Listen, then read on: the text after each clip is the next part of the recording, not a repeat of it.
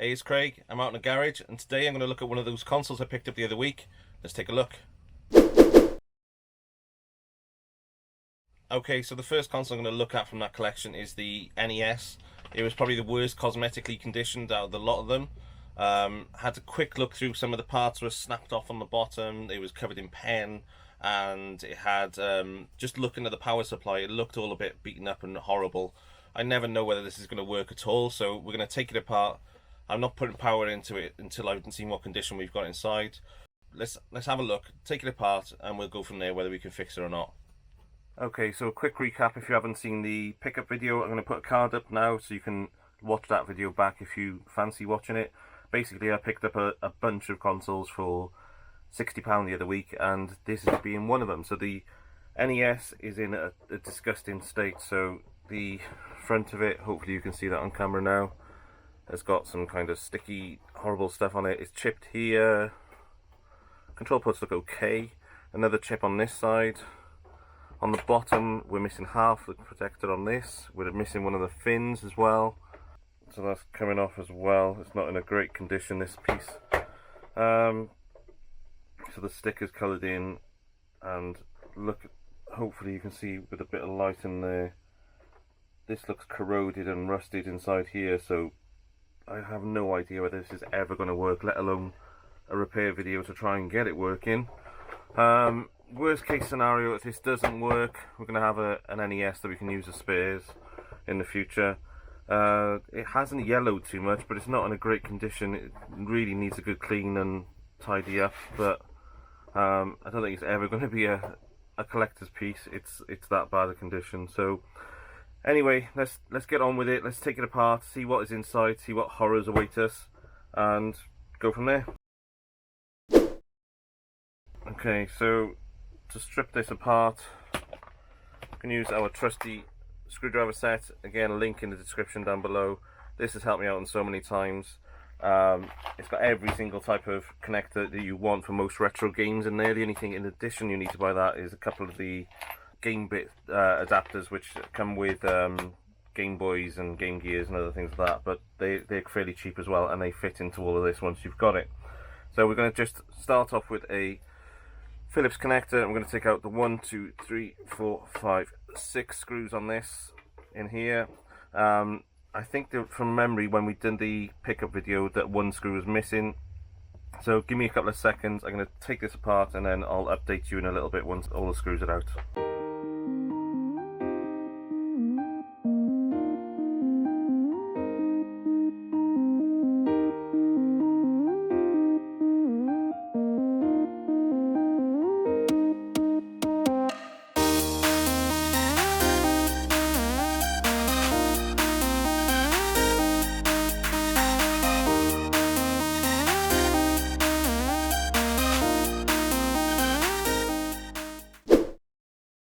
Okay, so taking the 5 screws out of this, the 6th one was missing, so we're ready to open it up.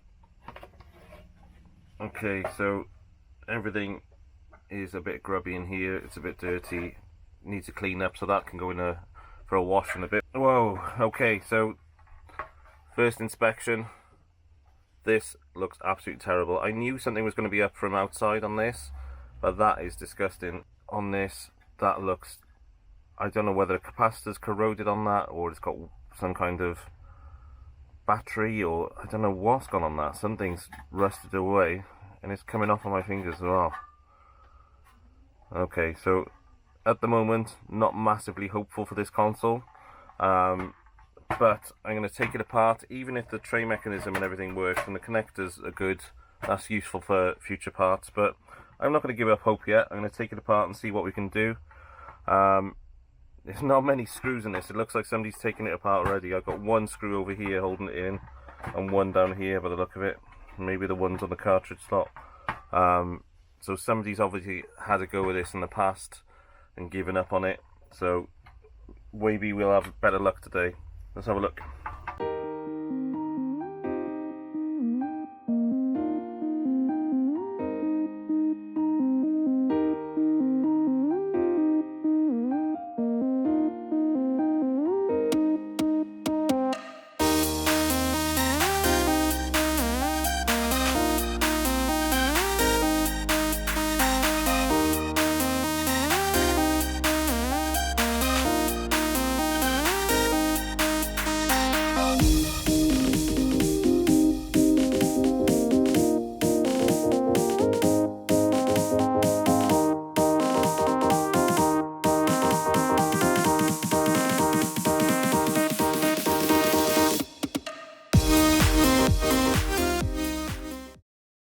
Okay, so the board should now be free.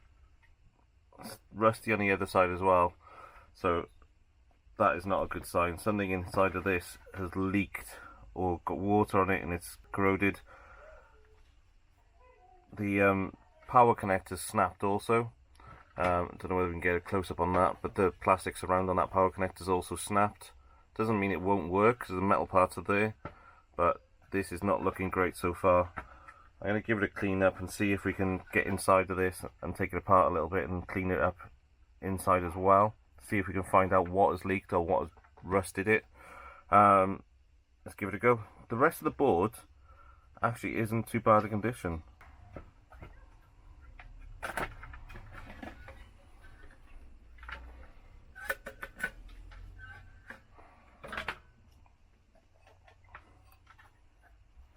Okay, so what I think I'm going to do is take this whole unit off. It's soldered on through multiple points on here to hold it to the board, but this is a right mess, so it needs really taking apart and cleaning out and seeing what we can do, see if it is repairable. Not willing to plug this into the power supply because I just think we're going to end up with a bit of a bang and not a great result out of the back of it, and it could damage the rest of the board as well, so I don't want to do that. I want to get this taken apart. I'll have a look at the condition inside and we'll go from there. So let's start on the desoldering.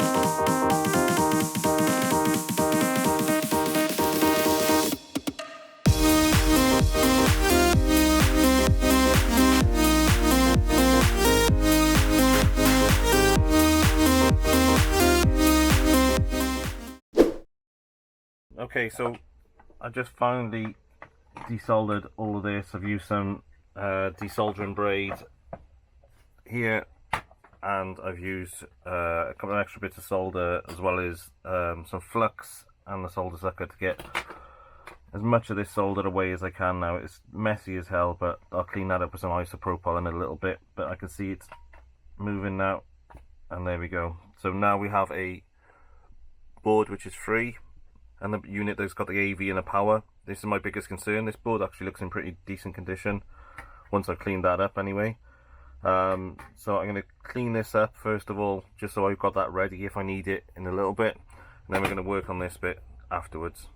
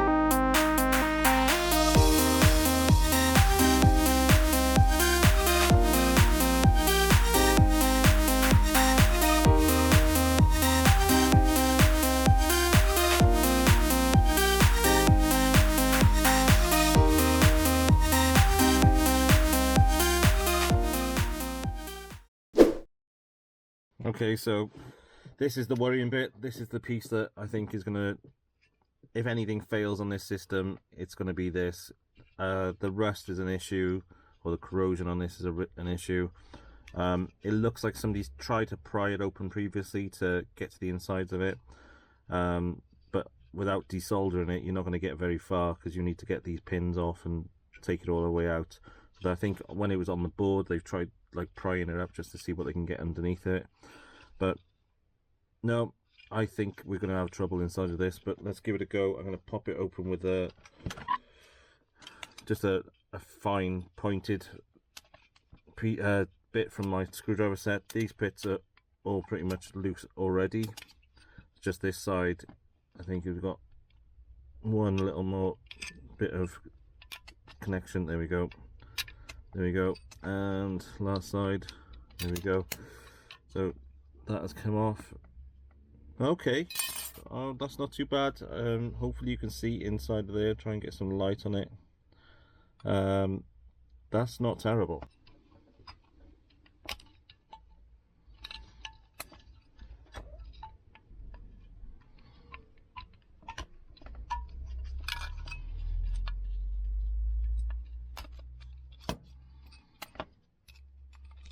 Okay,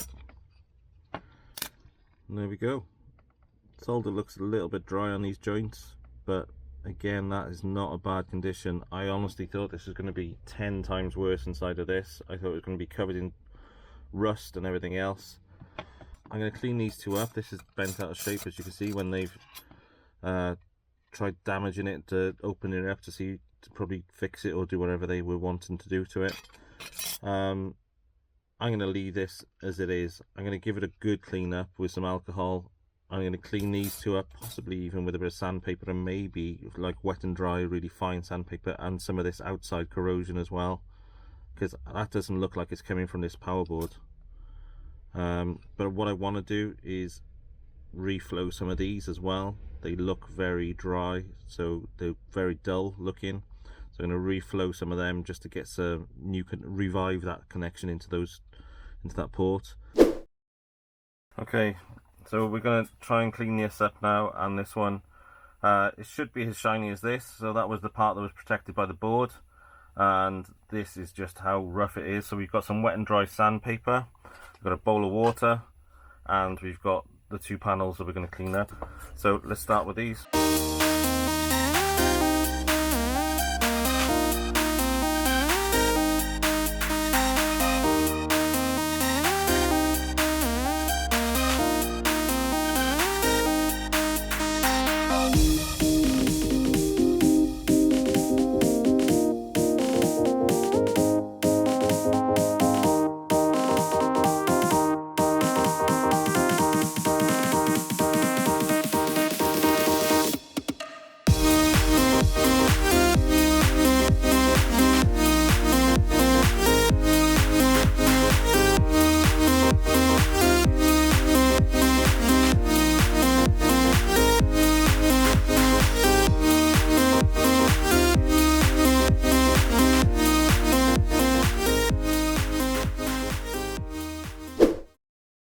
Okay, so these two are pretty good now. I'm going to dry them off, and then I'm going to clean them with some alcohol so there's no water and not going to rust again.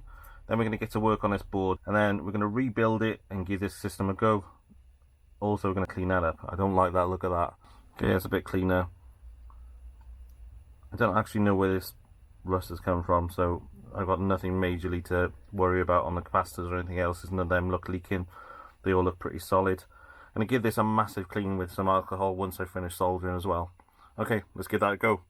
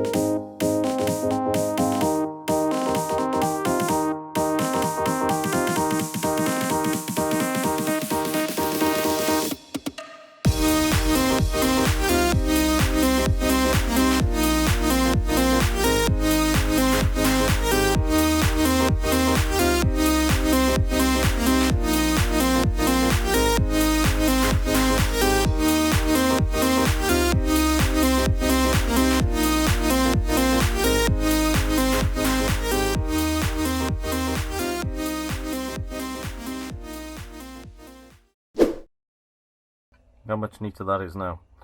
Whether it works or not is another thing, but I'm happy that we've given that a good clean. It's nice and tidy now. Next thing to do is put this back into the board and solder these points back in and give it a go. Okay, so this is just going to go back in the reverse of how we've taken it out. So we've cleaned it all up. We know this board is nice and clean now. So we need to just align these pins, and it's going to be a little bit fiddly because there we go, and that's all in place now. So all we need to do now is put solder onto all of these points, make sure there's a nice connection, and we're good to go.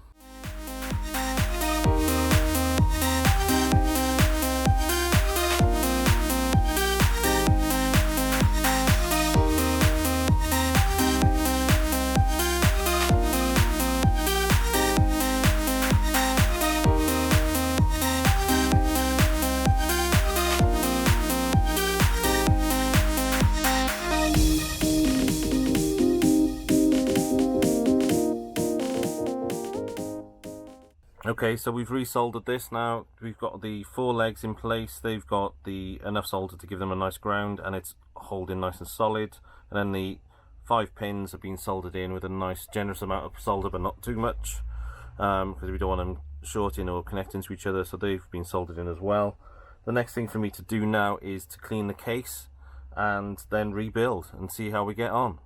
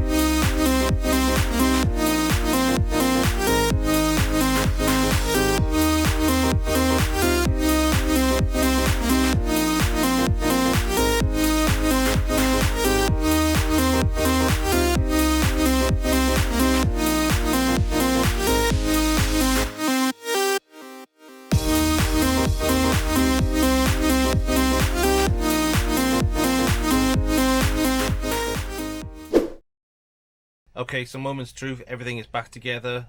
I've screwed it all in, cleaned it all as much as I can, and now it's just time to put the power supply in and see if it works. Okay, so we've got AV input on here, white is video in, white video, red audio.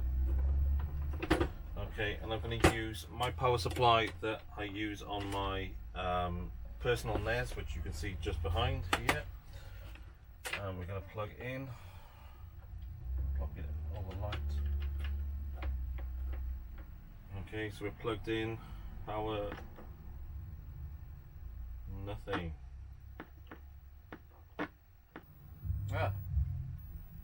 Okay. Right, so we've got a flashing white screen and flashing red LED. So we've got some power out of it.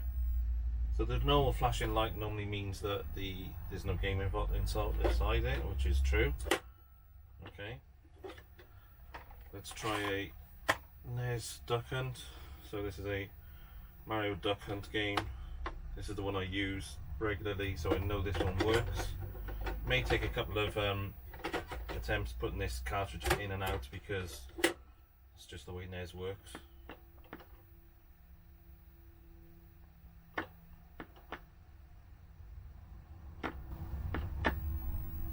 Oh. Okay, so I've got a solid LED now and a white screen, so that is promising. So it's recognizing the cartridges in there, and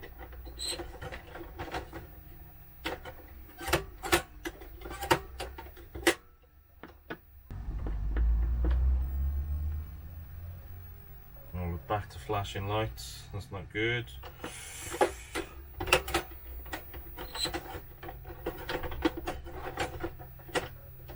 No fix so far, but we're getting closer. We're getting power, so at least I know there's power coming through.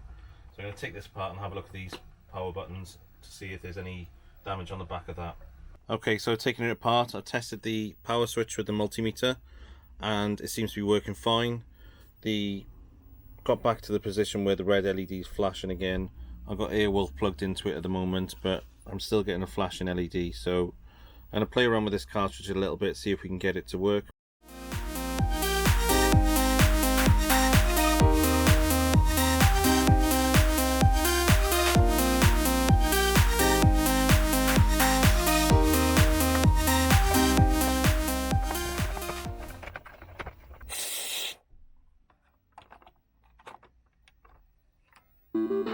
Holy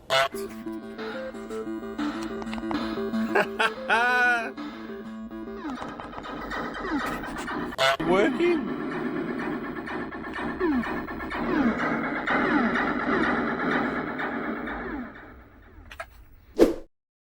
Guys, as you can see, we have a working NES. It's not back together yet, but it's all working. I had to play around with the contacts on the connector. Bent a couple of the pins back out. They were obviously over time with the cartridges going in and out all the time. It's bent those pins in, so I bent those back out. I've cleaned it all up again with some alcohol. I've reset that power switch. Nothing wrong with that actually. Once I tested it, it was all fine. But we're up and running. We have a working NES. What a result! I haven't played it yet. I haven't plugged the control pad in, but that should all be fine. I'll give that a go now. Any issues with that, I'll let you know. If not, I'm going to rebuild this and then we'll do a wrap up at the end.